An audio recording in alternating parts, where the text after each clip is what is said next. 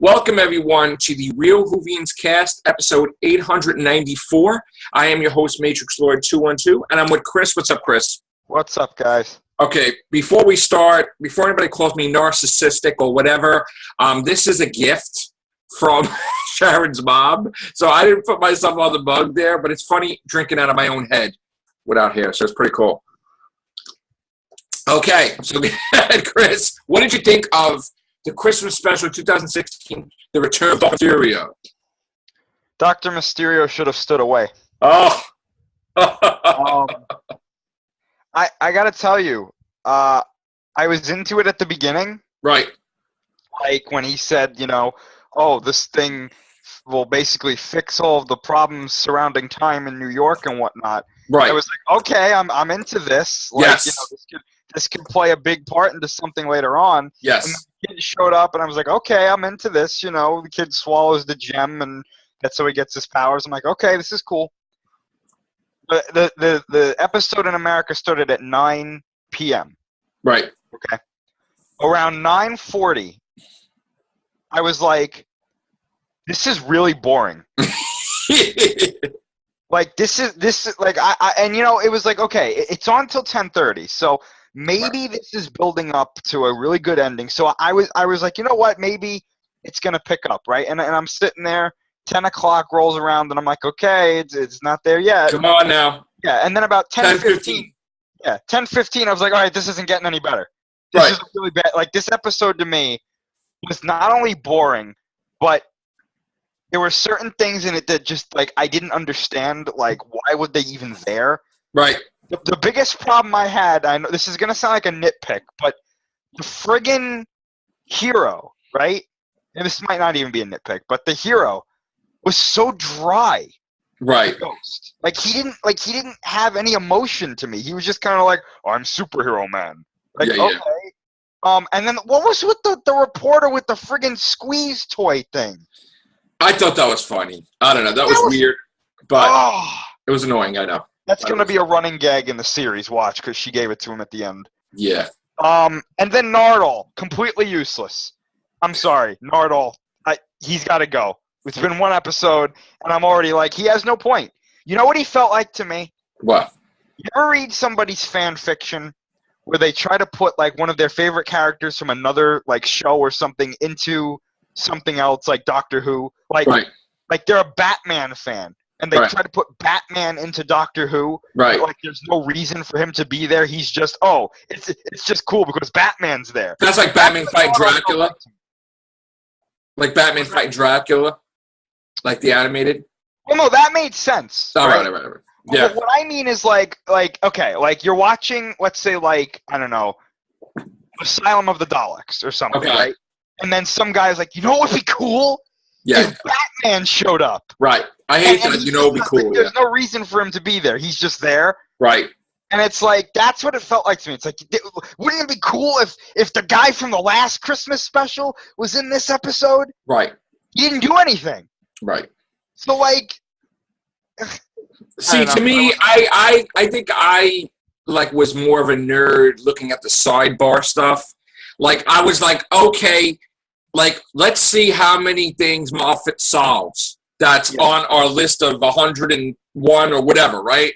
Yeah. So the moment he threw that thing in there that he's in New York trying to fix time distortions because he wants to be able to travel to New York, and he's the doctor, and he can't have it where he can't travel somewhere. This is what we talked about many a podcast. Nobody was talking about it, and nobody was like, oh, he's going to fix it. It's not. We said he has to do this. Capaldi is going to probably want to fix this, and we nailed it. I mean, we nailed it on the head that somewhere in the back of his head, he's like, I got to go to New York, thinking about Amy and Rory and River and the Weeping Angels, and I got to fix this crap. Well, that immediately when he said that about New York, my eyes widened. Because I was like, yes, I know that Amy and Rory are not going to be in this episode. I wasn't expecting. Right.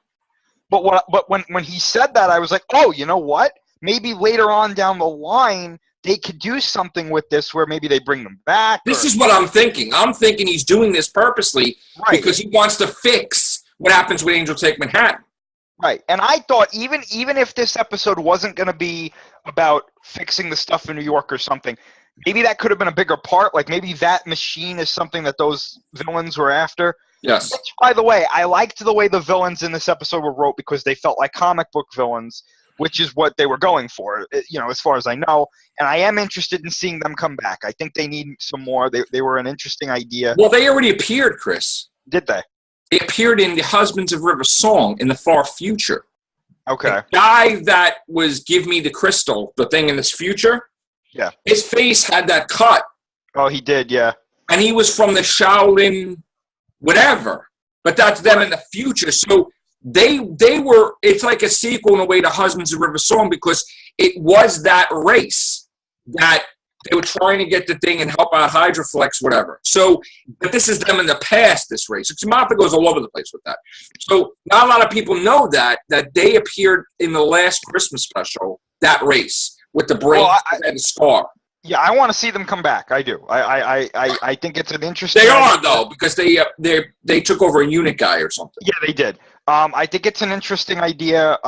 It was a little goofy seeing the brains with the eyes and stars at the beginning, but I rolled with it. That's something out of the isn't that like something out of the Twilight Zone kind of? It reminded me of RoboCop 2. Okay. Where they cut Kane's head out and they cut his head and they take his brain out and then you see his brain. Eyes with it. Yeah. Yeah, but I wasn't. That ending made me almost laugh out loud with where he's holding the ship with one hand, and I was like, okay, whatever. But you know what? The way I see it, I liked it because it served to me as like little things in the background that not noticeable, but will play a huge part in the Doctor Who series to come. So right away, I'm like a geek. I'm like, okay. Besides seeing those villains return, right? Yeah. They were talking without mentioning River's name. Yes. And he was saying how, and that was another thing that Moffat solved, which I believed, and I said it on the cast, he's definitely staying with her the full 24 years, not going anywhere. Oh, yeah. And I was right about that because I'm like, yes, okay, this is the way it was, and then she went to the library. Now, he may have stayed there without River and restored Nardole, because what he said was that Nardle's like, well, I think that's why you restored me. You reattached me because you were upset that River was gone. Right. So I guess at the end of the 24 years, maybe, River asked him before she left, could you fix Nardole? And he probably was like, okay. And then he became a companion because he was probably seen him for 24 years. He was like a friend, I guess, Yeah. So let me just fix him, not because of selfish purposes, but, River would have wanted that anyway. Now, the thing that got me, was really, I don't know if you picked up on it or if it's even existing, because I know sometimes I speculate and I'm wrong. What I got from Moffat when he said that everything ends, but then things begin again or new beginnings, to me, he was talking about finding a way to restore River back to life and having a new beginning with her. So I'm thinking in my head, well, he restored Nardole, he reattached his head to the body. Maybe the way he restored Nardole was the nanogenes from Moffat's first story, The Empty Child of Dr. Dances, where he took the head and they cured it and there's no scar. So what if he is planning to restore River with the nanogenes, the body, and then upload her from the new sonic screwdriver into, the body? That it's like a subplot that nobody's expecting because Moffat's leaving. People think we're never going to see River again, but that's not the case. She's going to appear with Chibnall. What do you think about that? I didn't get that from that line. I wouldn't be upset if they did what you just said. But here's my thing, and this is why this is another reason. It's not really the episode's fault, so I can't say this is a problem with the episode itself. It's more of an overarching problem with the show as of late. Right. We could sit here and point out the things, 100 things that in this episode that we were like, oh my gosh. And then knowing the last few seasons of Doctor Who, none of it ever pays off. I know. And then we would come back on here and be like, but what about this? They introduced this, and then they didn't, and then. But that's fine. You want to know why that's fine? Because we talked about the New York thing, that he was going to go back and fix the problem. Nobody was talking about that, and we got that dead on. Dead on. Here's my problem with it, though. They never showed it that he fixed it, though. Well, here's the thing. They did say there's 4 gems. And for some mysterious reason, Nardole went wherever he did. Yes. Okay? I'm really under the notion that he fixed the New York problem off camera.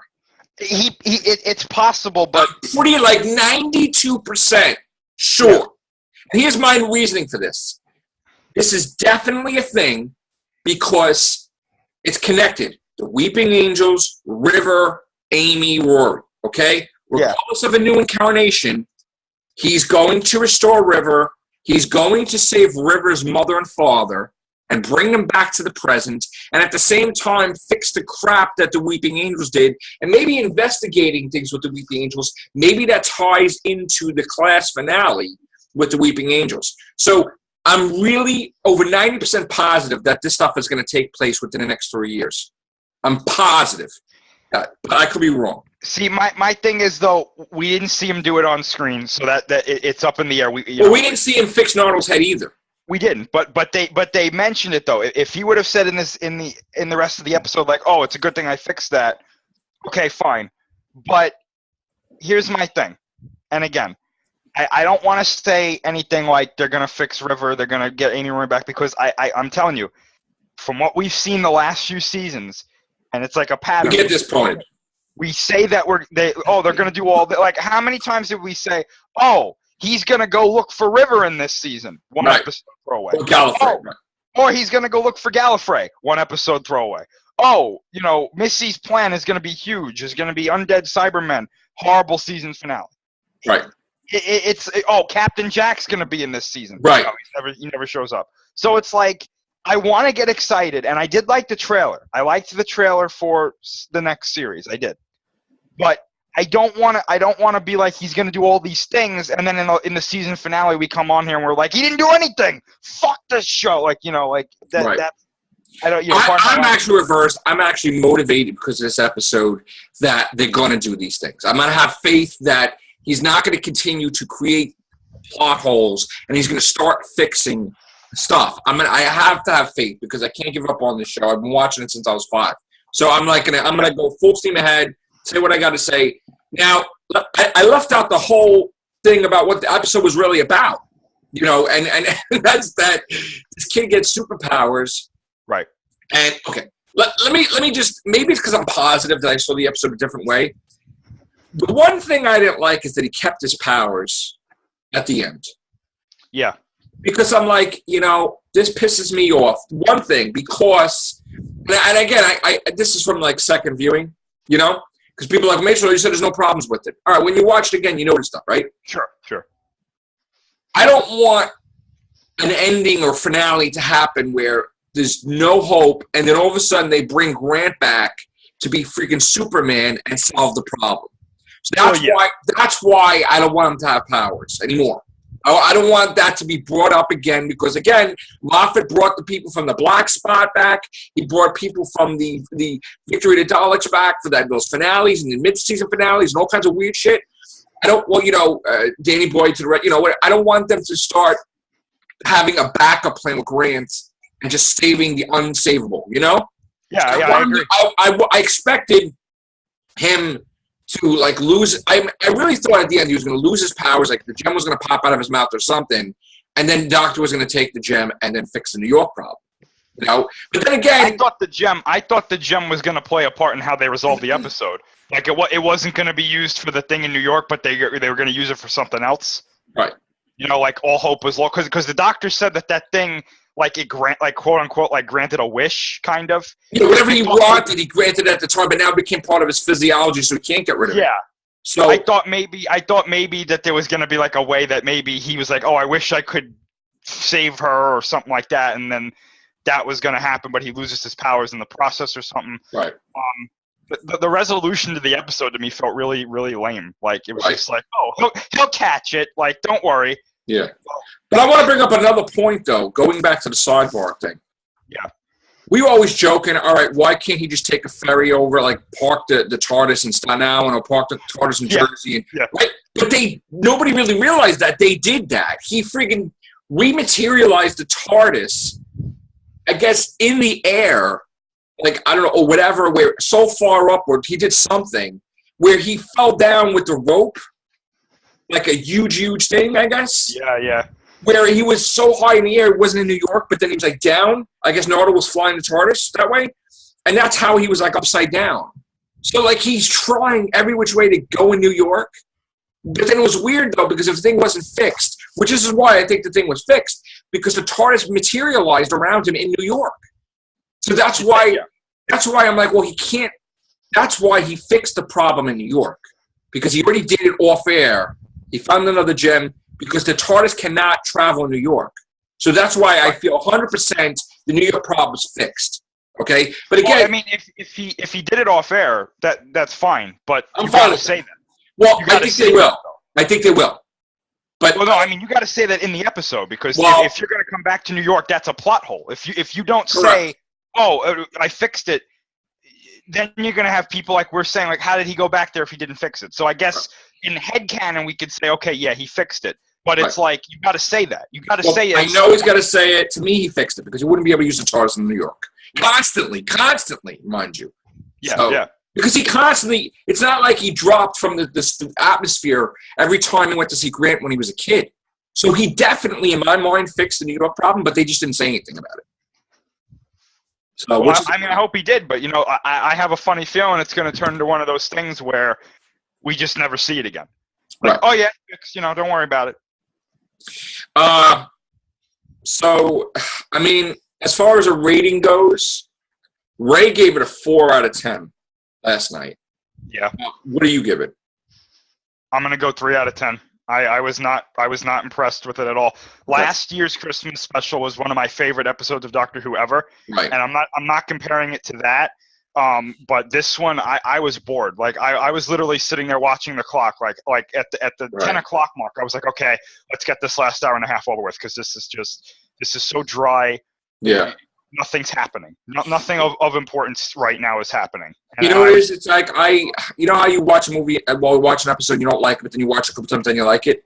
Yeah. I mean, I already started to like it less, but I don't, you know, so right now I'm not going to rate it. I want to watch it a couple times. That's what we do. We watch these episodes, I don't know how many times sometimes. So I'm not going to give a rating yet. But there is some things I like in it. Now, as far as Nardole knowing how to fly the TARDIS, I don't know why that's the case. I'm not a big fan of that either. I was going to say that before, but I thought that was a nitpick. I was like, but not only that, but he's going on his own adventures. Like, what if he dies? And then the Doctor doesn't get his TARDIS back. You know, there was a moment there where I know this isn't the case because this would be really stupid if it was, but there was a moment there when Nardole was leaving the room with Grant and the reporter woman where it sounded like he was someone that we're supposed to know. Because I don't remember, not, besides being Nardole, like the way he said something, I don't remember exactly what he said. I'd have to watch the episode again, but he said something and I was like, are they implying that he's someone else? Because that's what it felt like. That he's not Nardole? Yeah, because he said something and he made a face, and at first I was like, that sounds like something River would say. And then, like, he walked away, and I was like, what are they implying there? Because they kept the shot on him for a couple of seconds when he said it, and I was like... What did he say? I don't remember. I'd have to watch the episode again, but, like, he said something... The Doctor left the room, and he was walking away. I have to watch the episode. Was this at the end? It was at the end, yes. Where he's like, her name was River Song? It was something like that, yeah. But it's my job to make him okay? It was something like that, yeah. I know. River said something like that she was going to make sure he's okay. And yeah, and I was like, what are they implying here? I took it as here's the thing, and this is a plot hole also. You need to tell everybody that he's been hanging out with Nardole and River for 20, besides River. I mean, it's not like, you know, they're doing stuff on the planet, you know? So they need to imply that he's hanging out with Nardole and that he developed a friendship with Nardole like he did with Jamie, you know? Or like somebody else that's or Ian Chesterton or something. I mean, they spent a lot of time together where he trusted him to fly to TARDIS, but they don't explain that. And I think that, you know, you got to look at the fact that Nardole worked for River, and of course he would restore Nardole because she was connected with River. So And it's not just selfish purposes, but like I'm sure River said to restore Arnold before she went away. Probably. And he's like, okay, you know? But there's something going on there that he trusts him to. I mean, if River trusts him 100%, does the doctor trust him 100% because River did? I mean, maybe. But I'm kind of sometimes go, why is he traveling with the TARDIS? Well, there were a couple of scenes in this episode besides the one I was talking about before. And again, I apologize, I can't remember what he said. But there were a couple of scenes in this where they were talking back and forth, and it was like, is there something deeper going on here? Right, they were talking in Martha does that. They talk in code. Yeah. So you got to like really like open up your ears and like. Do you know what I think this is? Like for real? And I got this impression watching it last night. And I could be totally wrong. But I got the feeling that this is the test run for a male companion for a female doctor. I really did. Last night watching that, I was like, oh, here we go. Like, this is this. I know it's not his first male companion, but think about it. It's I don't know, classic series-wise, but isn't this like the first time or one of the only times that he's only traveled around with another male? Well, I thought they were going to do that with Danny Pink, and it never did. I thought he was actually going to travel with them, and that's like, oh, that's out the window. That's out the window. So I'm like, okay, yeah, you know what? I could see that. I could see if, and I'm just going to say this name out there, Haley Atwell, yeah. Agent Carter. If she just became the doctor, Nardole will be the companion. Yeah, that's what I was thinking. Like, not her specifically, but I was. Saying, I'm pretty sure 100% Nardole will be the companion. Like, yeah, if he was, I was like, this is the test run for a female doctor. I have a very funny feeling. I think you're 100% right on that. I mean, I see it also. I mean, now that you told me, I see it, which is scary, very scary because. Well, I mean, like I got to tell you, like last night, the most exciting thing for me was during that trailer when Bill was talking. Yeah, let's get into the trailer. I see a lot of charisma with her, and yes. I'm very excited to see her as the next companion. I really am. Right. I got to tell you though, I hope that she's not going to be like they're going to take things away from her and give them to Nardole. No, I mean I think that she's the ace character.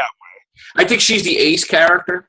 Yeah. She's like, Professor, you know, but then she's like, Dr. What?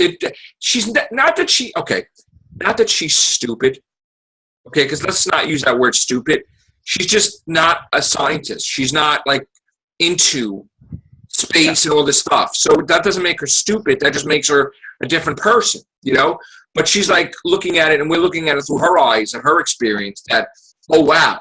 You know, like, what's that? What? Oh, what was a toilet, kitchen? She's the relatable companion that we've been wanting for right. the past Yes. season. I mean, that's what she is. Now, I got a bad vibe from the trailer that somebody dies.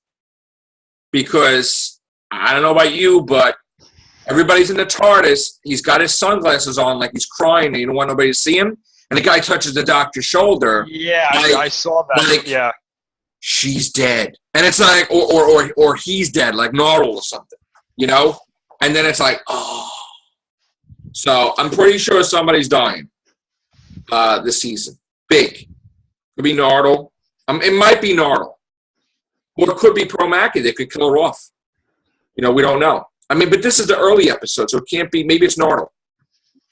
Could be. I don't know. Because then again, we're hearing thoughts that Nardole appears in the whole season. Like in seconds, like for whatever reason he's staying in the TARDIS. I mean, that's what Connor was saying. He was in the trailer. He was like in the trailer running around, and I was like, "Oh, great!" Yeah. It's just if they could do an episode to just focus on him and maybe show interaction from like a flashback. You know, why did he do this? What kind of, you know, not just throw it on us without explaining it. I really don't like that either. You know, but the Daleks, of course. I mean, come on. Who knew that was it? Nobody should be surprised that the Daleks returned, right? I mean, is anybody surprised? I hope not. No, I mean, we saw them in that thing with Promaki, yeah. So I mean. As far as the Weeping Angels goes, I think they need to appear. I think this is like a season themed on River, Weeping Angels, Amy, and Rory, and I have a feeling they're going to appear again. But the thing I feel is going to happen is I have a feeling that Moffat is going to throw such a surprise on us that he's going to bring Matt Smith back for like 5 minutes where, you know, Capaldi's doctor is going to somehow go to the 11th doctor saying, you're the one to save them or something, but then they got to wipe his memory or something. So that way you have that connection. with the Amy and Rory thing. So, like a send-off in a sense. So, I also think that we will see a David Tennant and River birthday with somebody. I have a feeling I'm going to see something like that too. I don't think we're going to see that. I think it's Shimno. I think we're going to see possibly, I think if there's anything that you just said that has the best chance, I think it's possible that Amy, Rory, and River come back because those are Moffat's characters and this is his last season and all that. Of course, he has the Christmas special as well. But again, I don't want to sit here and be like, oh, they're going to do all these things, and then nope, here's this stuff. And Clara, I feel, is definitely returning at some point too. Oh, probably, yeah. Now, I was watching the Hellbent and Heaven Sent, right? Yeah. And I was like picking up on stuff I didn't pick up before. I'm pretty sure that Clara told the doctor she's in love with him. Like she loves him because he was trapped there for 4.5 billion years or whatever. Because that thing off camera, I'm pretty sure that's what took place. But he's trying to, like, not paying attention. Because to do that for a friend, yeah, he was in love with her. She was in love with him, 4.5 years. I keep saying that over and over again. Now, it would be kind of awkward to say that again, being that they focused on the river and happiness and his wife. Because that was, like, the other girl, But yeah. Somehow, Moffat, in my eyes, needs to fix the Clara thing. And like I said, the way I envision it, she dies with the Raven, and then she's like, and wakes up in the Nether Sphere. I mean, that's because I feel that Missy had purpose for her, not just for the chaos of that nonsense, but something to do with her and Danny Pink with Missy, that some type of mission or some type of thing. Specifically, maybe that she was using her to get its hardest or something. I don't know, something. So I want that resolved with Clara. She's back on there, and Amy's back on there, and, nice, tied up in a nice bow. Moffat goes away, and then we could see whatever, But in a perfect world, that would happen. I don't know if this is going to happen, but anything else from the trailer that you got? Not really, to be honest with you. I just hope that it's going to be a good season. The one thing I like about the trailer is it looked like the robots from The Girl Who Waited had a different head, an emoji head. Oh, I know, yeah. So I'm not really looking forward to the emoji creature robots, to tell you the truth. But aren't they like The Girl That Waited robots? So, like, you got to be happy or something or whatever? Yeah, it's similar to that. They were like, we're here to take care of you. There's nothing to be afraid of kind of thing. Right. So maybe they'll do something with The Girl Waited too, with timelines and stuff too, maybe. Who knows? All right, so overall, Doctor Who came back Christmas, and now we got to wait till April. So everybody want to do podcasts? Let's go. We'll do Whovians cast, speculation, non-speculation, whether you liked it, what you're looking forward to. And I'm really happy now that we have stuff to do shows on. So that's it, guys. Thanks a lot, Chris. Thank you. Take care. Bye for now.